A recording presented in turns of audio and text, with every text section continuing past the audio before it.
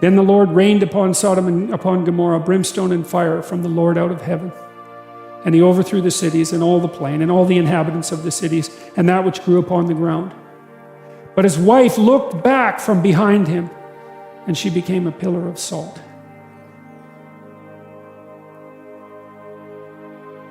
No nostalgia for catastrophe. I think that's what that means, is that when you leave what's not good, you wash the dust off your feet and you don't look back. And that's a very harsh lesson. This is echoed a bit in the New Testament. The idea of the necessity for immediate action. These are some of the harsher words that Christ said. This is from Matthew 8.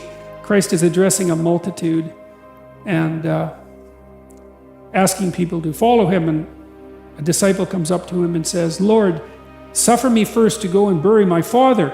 Seems like a perfectly reasonable request. But Jesus said unto him, "Follow me, and let the dead bury their dead." This is from Matthew 12.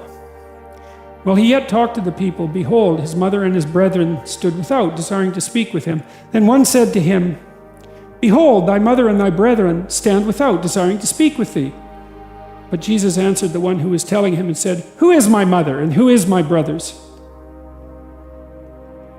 For whosoever shall do the will of my Father which is in heaven, the same is my brother and sister and mother."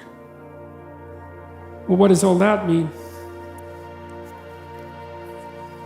It means that there's no excuses whatsoever for not getting up and getting at it. That's what it means. And it means that,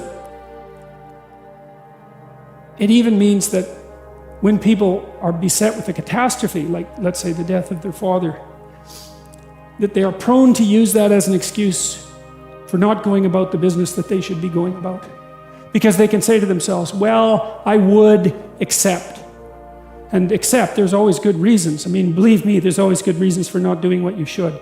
That's for sure. The reasons pile up day after day to not do what you should, especially because you're aiming at things in the future. You can put them off indefinitely, right? Because of the demands of the day. But these stories, they say a variety of things, and especially in combination. They say, when you leave somewhere terrible, do not look back. There's no nostalgia. That's the letting the dead parts of yourself go.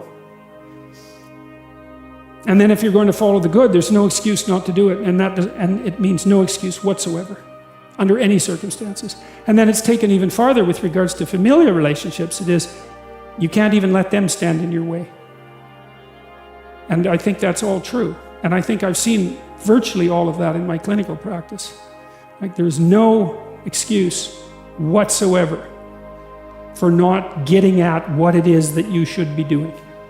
And I think there's something else that's going on here, especially in the New Testament stories, which is even maybe worse, which is it's absolutely reprehensible to justify your inaction with a catastrophe that extracts mercy from other people, right? There's a tricky game that's going, well, of course I can't do that. Look at the terrible thing that's just happened to me. And say, yeah, okay, I understand.